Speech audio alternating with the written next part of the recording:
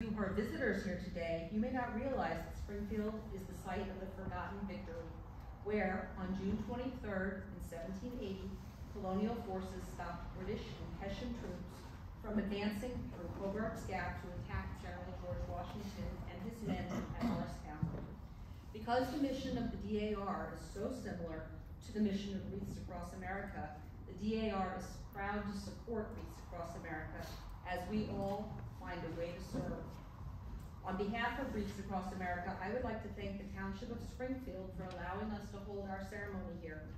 I would also like to thank all of you for joining us as we celebrate this mission. To start the event, will you all please join with me in a moment of silence to remember the fallen, the prisoners of war, and those missing in action, and to honor those who have served and who are serving this nation's great armed forces.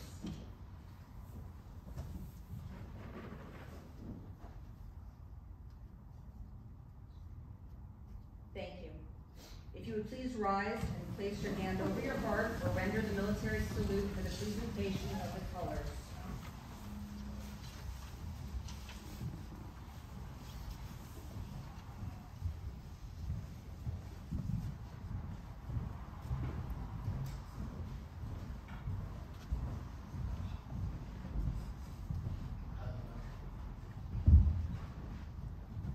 The Pledge of Allegiance will be led by our Springfield Scout troops. If our scouts will please step to the center aisle.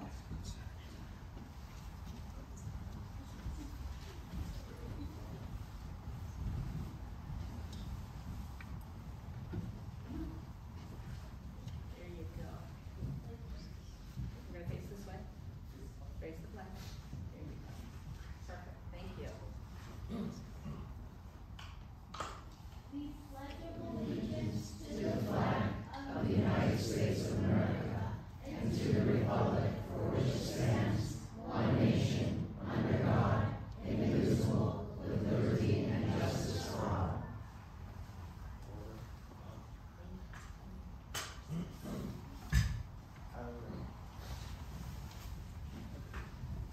Rabbi Renee Edelman from Temple Shari Shalom could not join us today, but she has sent her invocation, which will be read by Reverend Roberto Qua, pastor of the First Presbyterian Church of Springfield.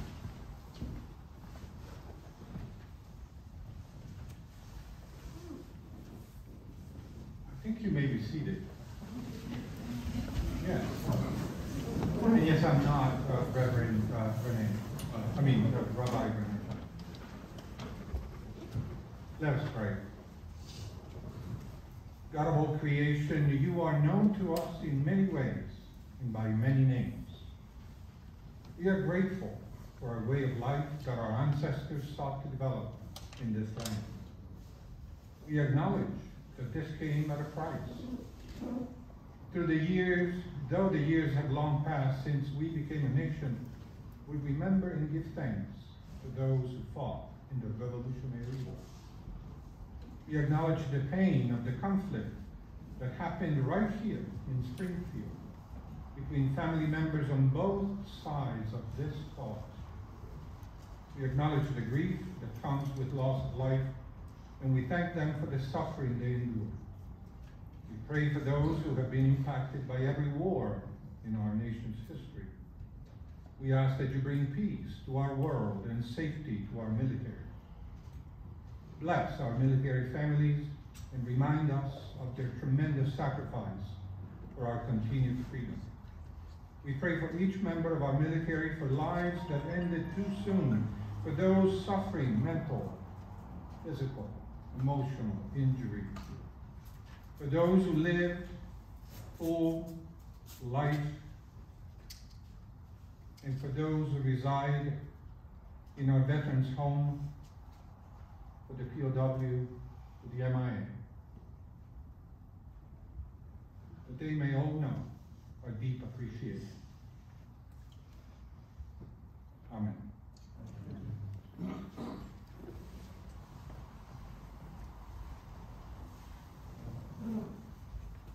I'd like to ask our mayor, Alexander Kaiser, to read the Wreaths Across America proclamation.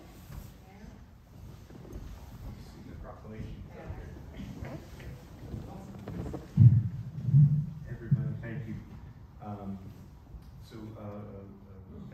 meeting we did issue a proclamation, so I will happily read that for everybody here today. Whereas Wreaths Across America is a national nonprofit organization founded in 2007 to continue and expand the annual wreath-laying ceremony at Arlington National Cemetery, begun by marine businessman Morrill Wooster in 1992. Whereas Wreaths Across America's mission is to remember the fallen, honor those who serve, and teach the next generation about the true cost of freedom. Whereas Wreaths Across America is made up of more than 3,600 participating locations across the country, run by dedicated volunteers looking to share the mission to remember, honor, teach through annual wreath-laying ceremonies each December, and awareness and education events throughout the year. Now therefore, I, Alexander Kaiser, Mayor of Springfield of New Jersey, do hereby proclaim December 17, 2022 as National Wreaths Across America Day in the Township of Springfield, and extend thanks and appreciation to our veterans and Gold Star families for their service and sacrifice, and to Wreaths Across America for bringing this honor to our community. Just before, thank you everyone for actually coming here today. Thank you, Reverend Father, for being here and your beautiful invocation. But a special thank you to all veterans who are here today for your service and sacrifice to our nation, and to all the families who had to share their service members to protect our freedom. And we know this holiday season means a lot. And there's pain for everybody who didn't come back, for their families. So we thank you for their service and their sacrifice this holiday season. Everybody, thank you, especially Heather. It's been an honor to work with you this year.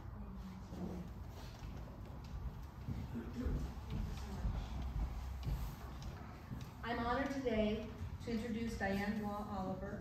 She is the State Regent of the New Jersey Daughters of the American Revolution. Madam State Regent, would you please bring greetings?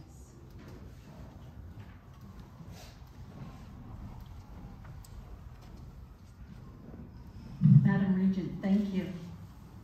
Back in 1992, the Wooster family of Harrington, Maine, owners of their own balsam wreath farm, had a surplus of wreaths during the holiday season.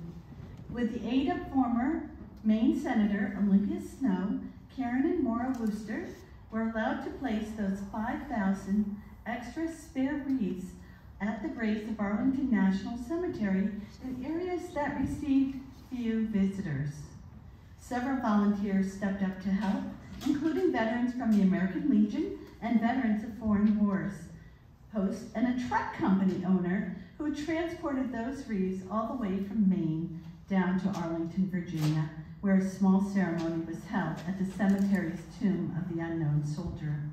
This quiet annual tribute went on for years, until in 2005, a photo of the stones at Arlington, adorned with wreaths and covered in snow, circulated around the internet. Suddenly, the project received national attention. Thousands of requests poured in from all over our country, from people wanting to help lay the wreaths at Arlington or to bring the Arlington project to their local cemetery. In 2007, the family started the nonprofit Wreaths Across America program. In September 2019, the National Society Daughters of the American Revolution officially became a corporate sponsor of Wreaths Across America. And today, on National Wreaths Across America Day, people are gathering throughout our nation and even overseas to pause and thank and say the name of a deceased veteran. May we always remember, honor, and teach. Thank you.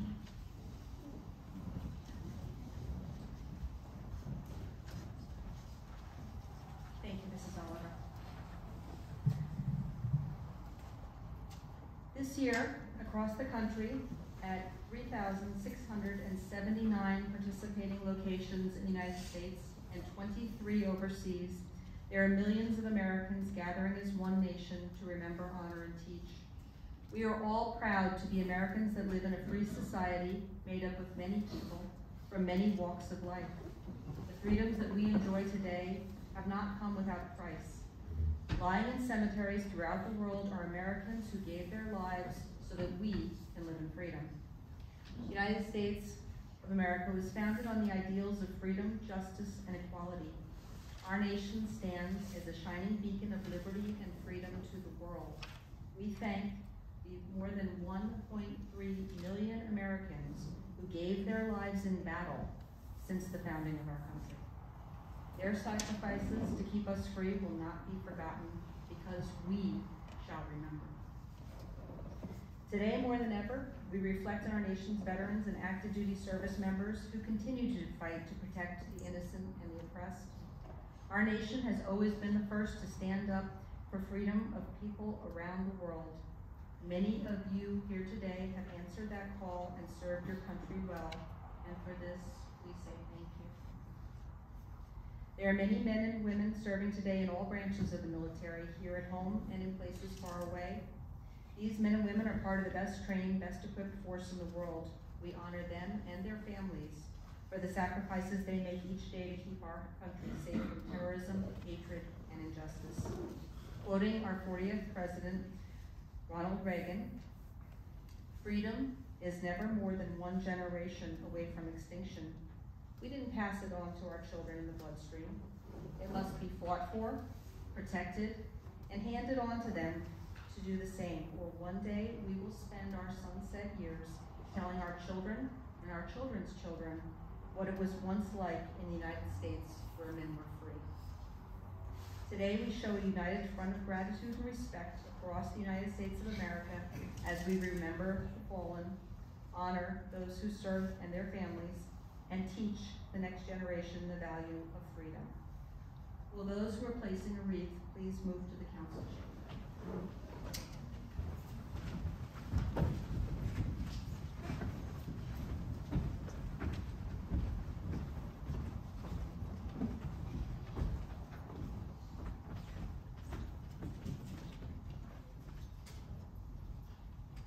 If you have served or are serving, I invite you, if able, to stand and salute as the wreath representing your branch of the service is presented.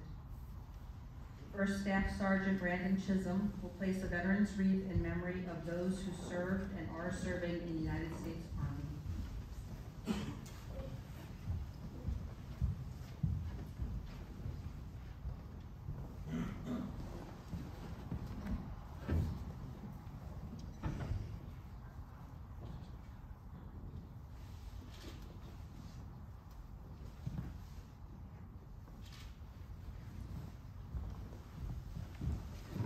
First Sergeant Brian Dillon will place a veteran's wreath in memory of those who served and are serving in the United States Marine Corps.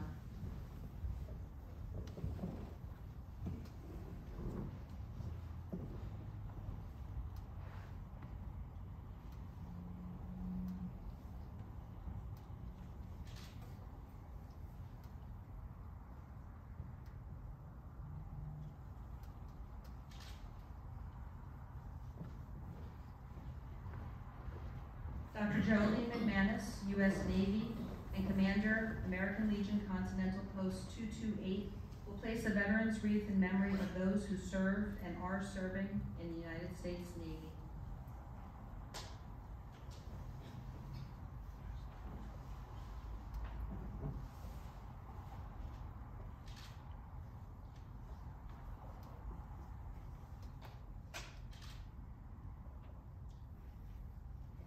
Airman First Class David Cardenas will place a veteran's wreath in memory of those who served and are serving in the United States Air Force.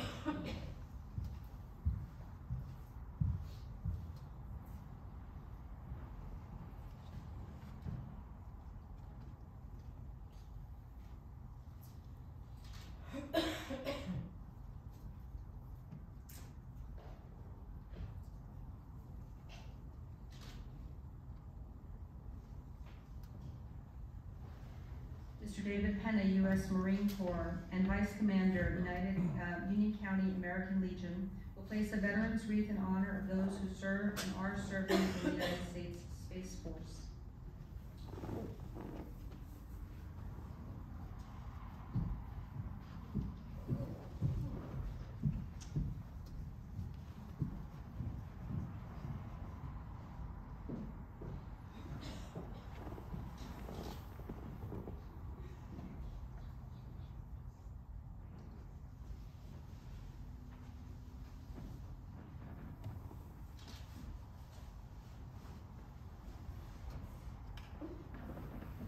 Mr. Marty Mann, U.S. Army, Vice Commander, American Legion, Post 228, will place a veteran's wreath in memory of those who served and are serving in the United States Coast Guard.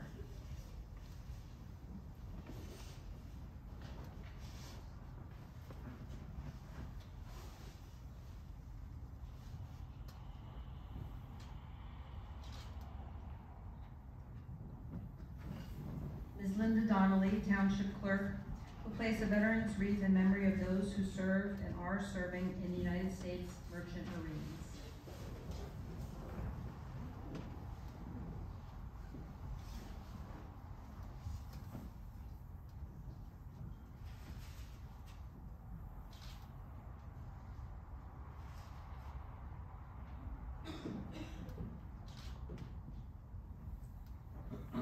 Mr. Sanford Drux, Army, Vietnam veteran, will place the veteran's wreath in honor of the nearly 82,000 United States servicemen and women from all branches of the service whose last known status was either prisoner of war or missing in action. These individuals have never returned to their families and homes. We shall not forget.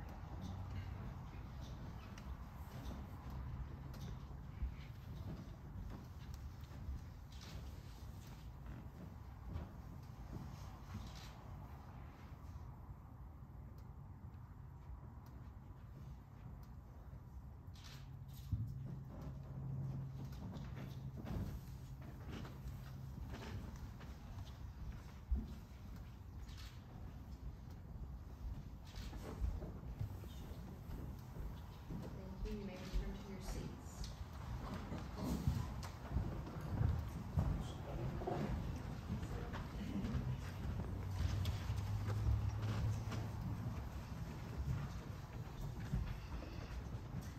The goal of Wreaths Across America is to honor every American veteran.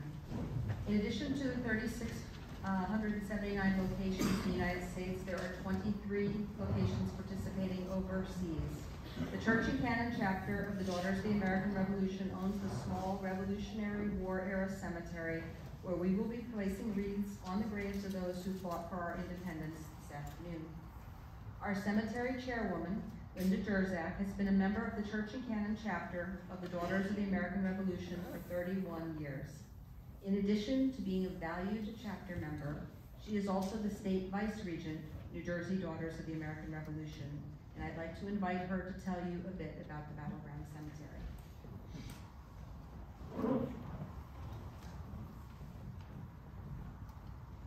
Thank you, Madam Regent. Church and Canon Chapter, Daughters of the American Revolution, has the distinct honor of owning and maintaining the Battleground Cemetery, also known as the DAR Cemetery, located just 1 block away on Mountain Avenue, across from the library parking lot. Many of you here today have attended our annual commemoration of the Battle of Springfield each June 23rd, when we specifically remember those who defended our country, our community, and our freedom during the Revolutionary War. Perhaps you enjoyed a historic tour or wandered the cemetery quietly on your own. When we gather, we remember our veterans by name in appreciation for their service. We tell their stories to each generation, and we will do the same today when we place the wreaths at their graves. Each time we say their names out loud, place a flag or a flower or a wreath, we are thanking them for their service to our country. It is the goal of the National Wreaths Across America to place a commemorative wreath at the grave of every veteran in the country. The Daughters of the American Revolution are proud supporters and facilitators of this effort. At the Battleground Cemetery, DAR Cemetery, we remember, we honor, we teach.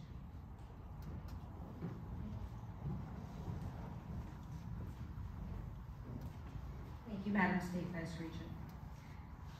The theme for Wreaths Across America this year is Find a Way to Serve. Dr. Geraldine McManus will give our keynote address. Dr. McManus is the commander, American Legion Continental Post 228, Springfield, New Jersey. She is a Navy veteran who served at the Groton New London submarine base in Connecticut as a dental officer from 1982 through 1985 and earned the rank of lieutenant. Dr. McManus continued to serve in the Navy Reserve and then in the New York National Guard. Dr. McManus.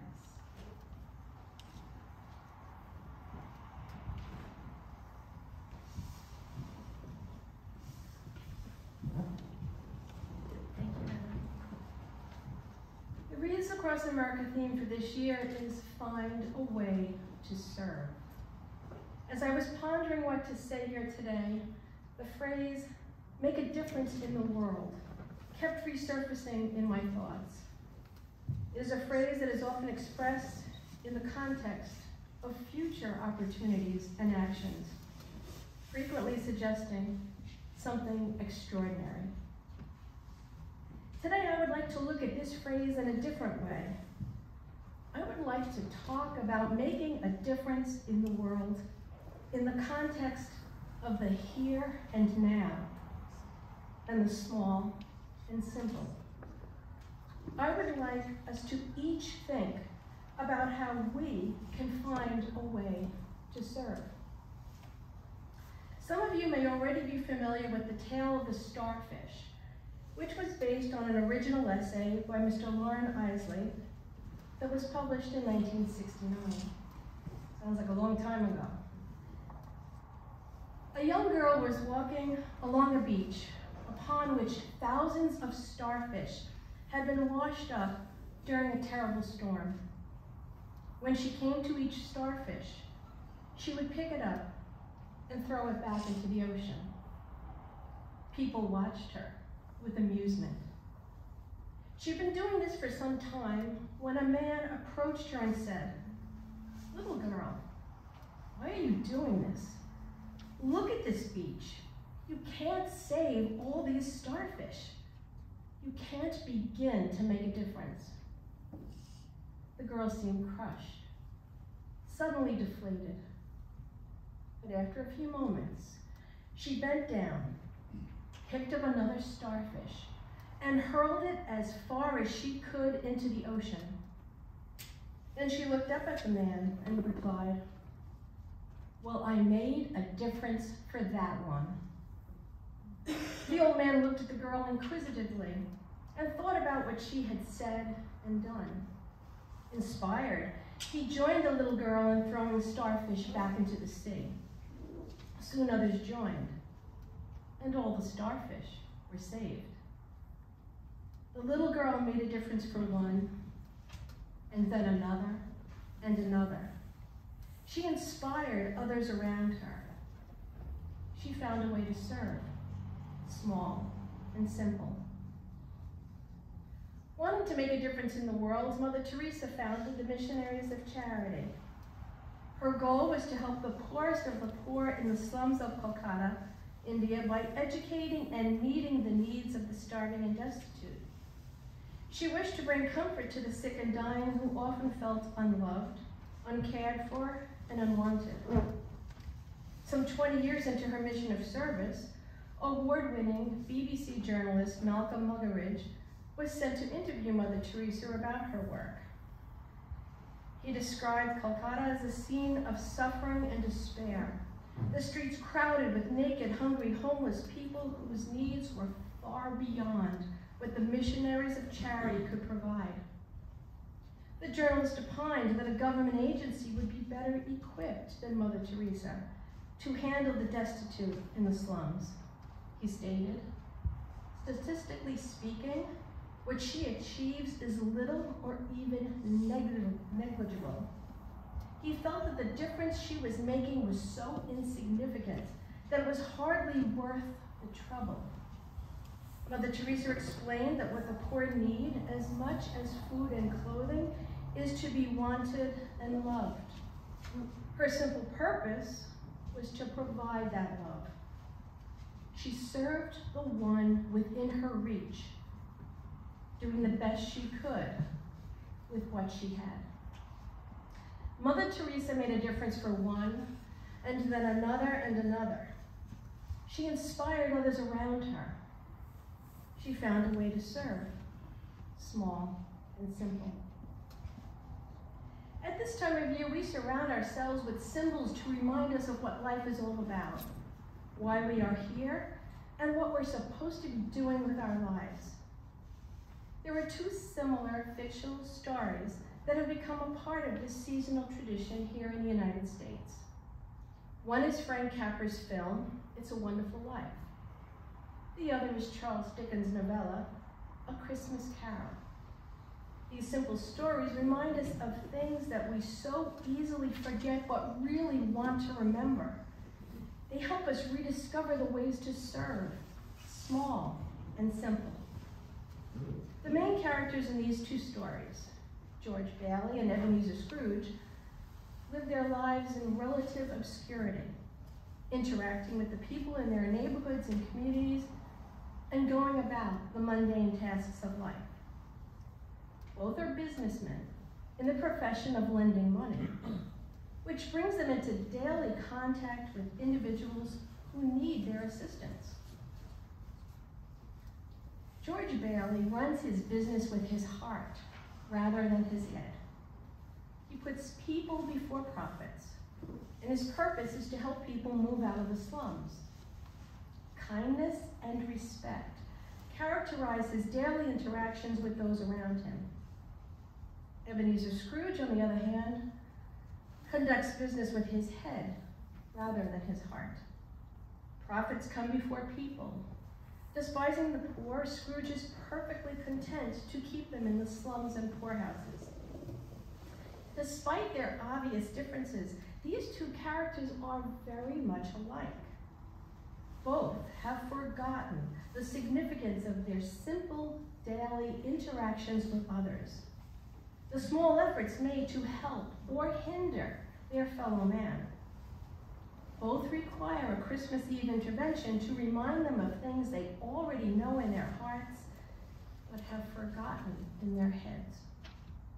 George feels like a failure because he did not pursue his dreams of becoming an architect and world traveler. He's lived out his life in the same town where he was born, doing the same small things day in and day out. He feels like he has made no difference in the world. Looking back on his life, he can find no meaning or purpose to it, and he contemplates ending it. Enter Clarence, an angel whose job is to show George the impact of those small things that he did day in and day out, by giving him a vision of what life would have been like for others had George never been born. Visiting that same small town as a stranger who has never lived among them, George finds people without hope living in the slums.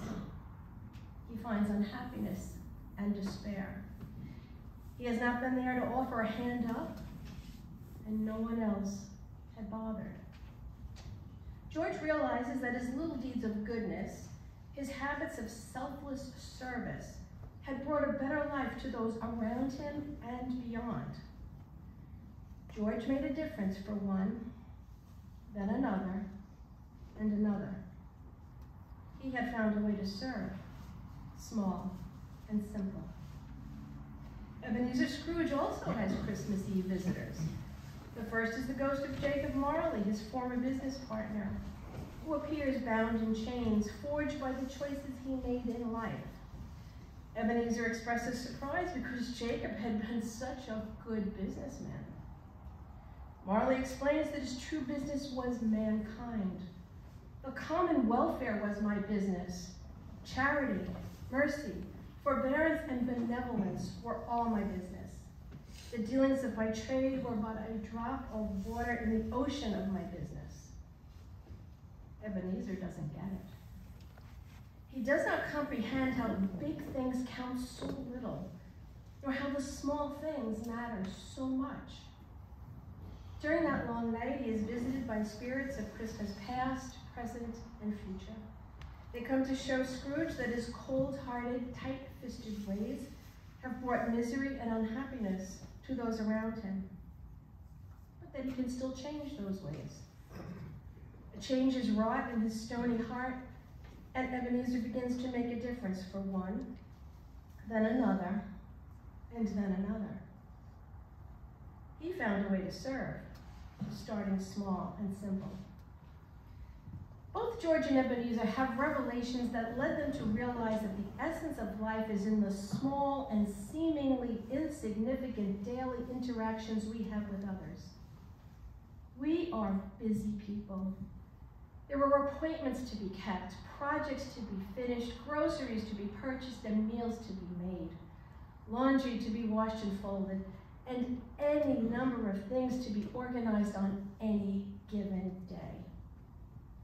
In the rush of our daily lives, we can easily get our priorities mixed up and forget the small things that are the most important. The one we need to assist could be sitting right next to us. We do not see that person. Perhaps the person needing our individual attention has worked in the same office with us for years. Yet that person is invisible to us. There is nothing negligible about the simple acts of kindness and assistance that you and I can offer to those around us daily. The one within our reach might be the person who has had a difficult day and needs someone to listen. The worker who's having an off day and needs a little patience and understanding. Or the guy in the lane next to us who needs us to give him a break by slowing down and let him in so he doesn't miss his turn ahead. Every day, in our homes, our communities, our schools, and our workplaces, we can find the one within our reach who needs our assistance. It may only be small and simple, but it will make a difference in the lives of those around us. When we find a way to serve, it may only take a moment, but it could take a month, a year, or a lifetime. The important thing is that we are in tune enough to see the one within our reach who needs our help. It will not always be convenient. Small and simple does not always mean easy and fast. But I believe that these small and simple things can become our most valued experiences. So how do we find a way to serve? Begin to serve where you are. Say hello with a smile. Hold the door for someone. Say please and thank you. Pay it forward. Put your neighbor's trash can by their house after pickup to prevent it blowing away. Offer to carry a package for an older person. Pick up a few extra groceries or toiletries when you're doing your own shopping for the local food pantry. Donate your gently used coats and clothing. Better yet, when you see a great sale, pick up an extra sweater or hat and scarf set and bring it to that clothing drive. Are you able to donate blood? Or volunteer at a local blood drive by staffing the canteen or being a donor escort? Does your local school need volunteers for any one of several activities? How about your house of worship? When our local communities need help with seasonal park cleanup, can you spare a few hours? Do you have a talent for explaining the intricacies of a team sport? Youth coaches are always needed. Let your creative side shine and offer to help design posters, banners, and social media blasts to help get the word out for an event that needs your support. The possibilities are endless. Many people are afraid that their efforts will not count or be enough to make a difference. Maybe we cannot cure world hunger by ourselves today, but we can make sure at least one child does not go to bed hungry tonight. We serve when we share our time, our talent, and our treasure. Be like the girl with the starfish. Be like Mother Teresa. Be like George Bailey. And yes, be like Scrooge, but on Christmas morning. Make a difference for one, and then another, and then another. Start small and simple. Find a way to serve. By serving one another, we create a strong community. Strong communities stand together and create strong states. and strong states are the very backbone of the United States of America. We are here today in support of Wreaths Across America and by extension, in support of the goals of that organization. We remember fallen U.S. veterans. We honor those who serve. We teach our children the value of freedom. May God bless our veterans whose graves will be decorated this holiday season with wreaths all across America. May we honor their sacrifice and never forget to make our voices heard by exercising our right to vote. May God watch over our members of the armed forces who are currently serving on active duty and protect them and their families. And may we never be lax in teaching the value of freedom to our children, both in words and by our actions. God bless the work of all who contributed to this year's Wreaths Across America. God bless our fallen U.S. veterans and our active duty members. God bless our children and all those who guide and teach them. And God bless America.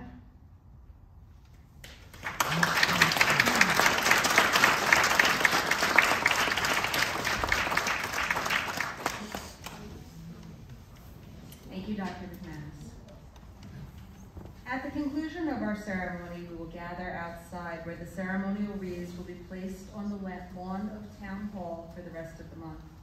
After taps is played, anyone who would like may join us at the Battleground Cemetery, which is 1 block away towards Morris Avenue. Because of the small size of the cemetery, we will be laying wreaths on the gravestones in small groups. If you wish to drive to the cemetery, there's on-street parking, as well as a parking lot across the street from the cemetery at Hannah and Mountain. If you are unable to climb the stairs to the cemetery, there are a few spaces at Smilo Family Dentistry, which is on the same level as the cemetery grounds. Following our stop at the Battleground Cemetery, everyone is invited to join us at the Elks Lodge for lunch, which has generously been provided courtesy of the Springfield Hillside Elks and Jersey Mikes. As we place the wreaths outside, I'd like you to notice the construction of the actual wreath. Just like us, they are not perfect. Each of these wreaths is handmade using only the tips of the branches of balsam trees grown in Maine.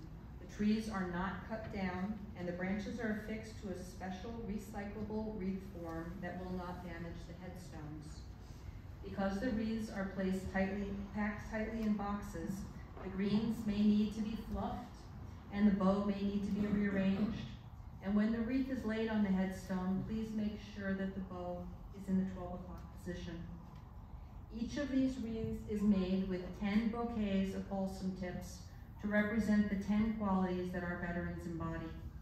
These 10 qualities are their belief in a greater good, their love for each other, their strength, work ethic, and character, their honesty and integrity, their humility, selflessness, and modesty, their ambitions and aspirations, their optimism for America, their concern for the future, their pride in their duties, and their hopes and dreams that didn't always come true, but left them with no regrets. These evergreens symbolize longevity and endurance. The red bow symbolizes great sacrifice. The scent of the forest is for purity and simplicity, and the circular shape symbolizes eternity. And while these wreaths are beautiful, they are only a symbol. This day is not really about placing wreaths. If there is a Star of David on a headstone, we honor Jewish tradition by placing a small rock on the grave. We could have nothing with us, and on any given day, we can just stop and say the name of the veteran who is buried before us. And that is what we encourage every volunteer here to do today. Say our veterans' names out loud and take a moment to thank them for their service to our country. I greatly appreciate all of you taking the time today to honor our veterans. This is our first ceremony, and there was no way of knowing if it would be a success. You may have heard of something called a First Penguin Award. It's a celebration of taking risks without fear of failure, because when a colony of penguins has to dive back into the ocean looking for food, they have no way of knowing whether or not there's sharks in the water, and one of them has to be the first penguin. First to dive into the unknown.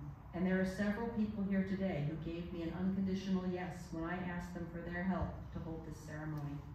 And not only did they say yes, but they went above and beyond their job duties and descriptions to help me, and I would like them to come forward and be recognized when I call their names, please.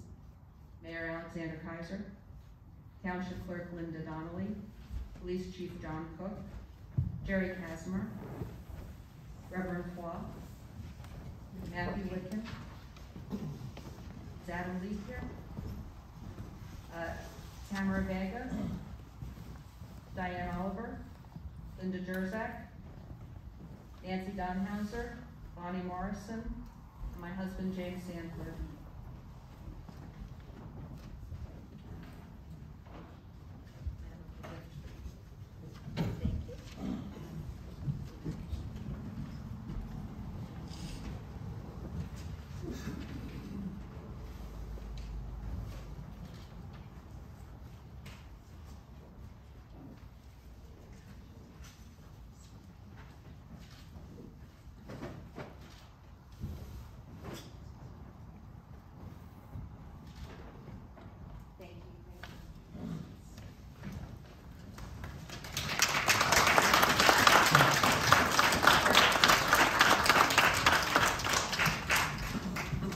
I'd like to ask Jerry Ann Kasimer, Exalted Ruler of Springfield Hillside Elks Lodge, 2004, to lead us in singing God Bless America.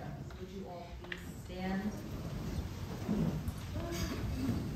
So I'm going to lead it, but everybody else, I'd appreciate you singing, because that was me with the coffee jar. God bless America, land that I love. Stand beside her and guide her through the night with the light from above. From the mountains to the prairies, to the oceans white with foam. God bless America, my home, sweet home. God bless America, my home, sweet home. You have a beautiful voice. Thank you so much. Reverend Roberto Foy from the First Presbyterian Church of Springfield will give the benediction.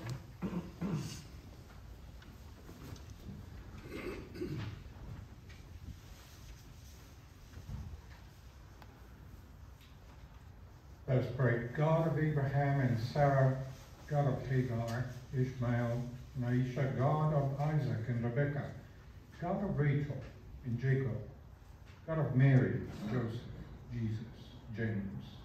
Help us imitate the prophets.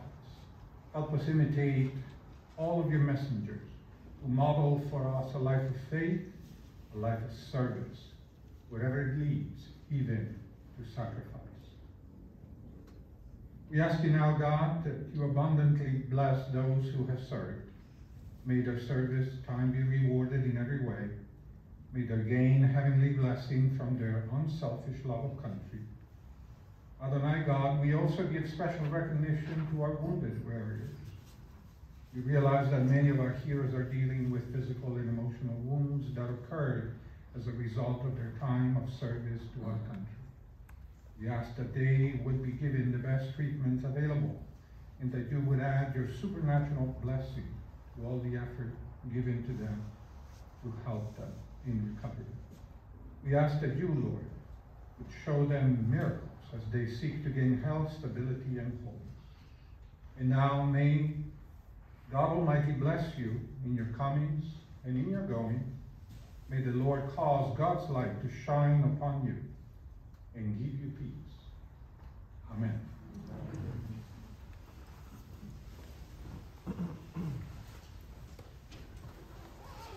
Thank you, Reverend It is the holiday season, and I have a small gift for all of you. As families gather, it is the perfect time to ask your family members about your own family history. So the DAR has printed up some family tree worksheets with questions to ask your relatives as you may gather for the holidays. So please feel free to take one off the table in the back and make as many copies as you want. And also, because I wanted to give all of you a present for coming to our first Wreaths Across America ceremony, I baked some cookies. If you're allergic to almonds or nuts or anything along those lines, don't take them. But there are spritz cookies, and there are also my great-grandmother's sugar cookies. So they're made in the shapes of wreaths to help you remember your time today until you eat them. And I hope you enjoy them. I'd like to invite all of you to join us outside for the conclusion of our ceremony. We're going to gather by the monument on the front lawn to place these wreaths.